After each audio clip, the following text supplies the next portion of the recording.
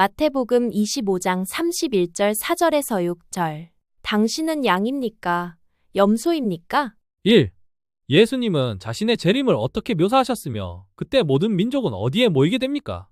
예수님께서는 인자가 자기 영광으로 모든 천사들과 함께 올 때 영광의 보좌에 앉게 될 것이라고 말씀하셨습니다. 그때 모든 민족이 그분 앞에 모이게 됩니다. 이 장면은 예수님께서 단순히 개인적인 구주로서가 아니라 온 세상의 왕으로서 심판주로 오신다는 것을 분명히 보여줍니다. 하나님의 왕국은 지금도 통치하고 계신 현실이며 훗날 그 다스림은 만인의 앞에 드러나 심판의 기준이 됩니다.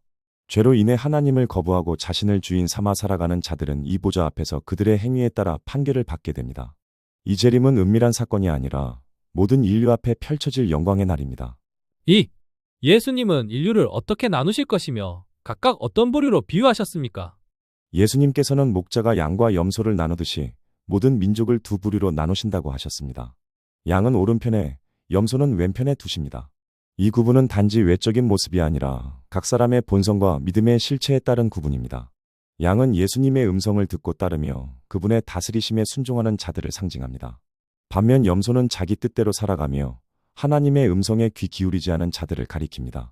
하나님의 왕국은 지금도 양을 구별하고 계시며 예수님의 재림 때에는 그 구별이 명백하게 드러납니다. 3. 예수님은 오른편에 있는 자들에게 어떤 복을 약속하시고 그 이후로 어떤 행동들을 언급하셨습니까? 예수님께서는 오른편에 있는 자들에게 아버지께 복을 받은 자들이라 하시며 세상 기초부터 예비된 하나님 나라를 상속하라고 하십니다. 그 이후로 굶주린 자에게 먹을 것을 주고 목마른 자에게 마실 것을 주며 나그네를 영접하고 헐벗은 자를 입히고 병든 자와 갇힌 자를 돌보았다는 구체적인 행동들을 언급하십니다.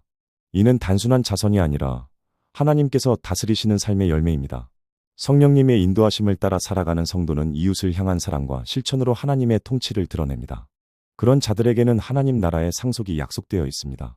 4. 의인들은 예수님의 말씀에 어떻게 반응할 것이며 예수님은 어떤 기준으로 그들의 행동을 해석하십니까? 그들은 사람을 섬긴 것이 아니라 의인들은 자신이 그런 일을 언제 했는지 알지 못한다며 겸손하게 반응합니다. 예수님을 직접 섬긴 것처럼 여겨졌다는 사실에 놀라워합니다.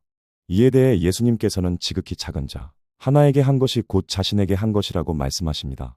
여기서 드러나는 것은 사랑의 행위 자체보다 그 동기와 대상입니다. 성령님의 도우심으로 행한 그 삶은 단지 인간적인 도덕이 아니라 하나님 나라의 본질을 실현한 것이며 참된 믿음의 열매로 인정받게 됩니다. 5.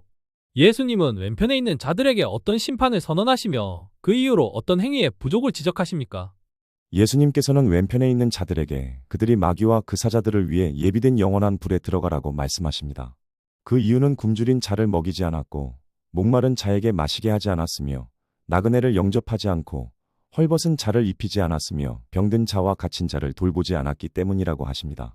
이들은 단지 무관심했던 것이 아니라 하나님의 다스리심을 거부하고 자기 산만을 위해 살았던 자들입니다. 그 삶에는 성령님의 열매가 없었고 그리스도의 마음도 드러나지 않았습니다. 결국 그들의 무관심은 하나님에 대한 무관심이었습니다. 6. 불의한 자들은 자신을 어떻게 변호하려 하며 예수님은 그들에게 어떤 최종 심판을 선포하십니까?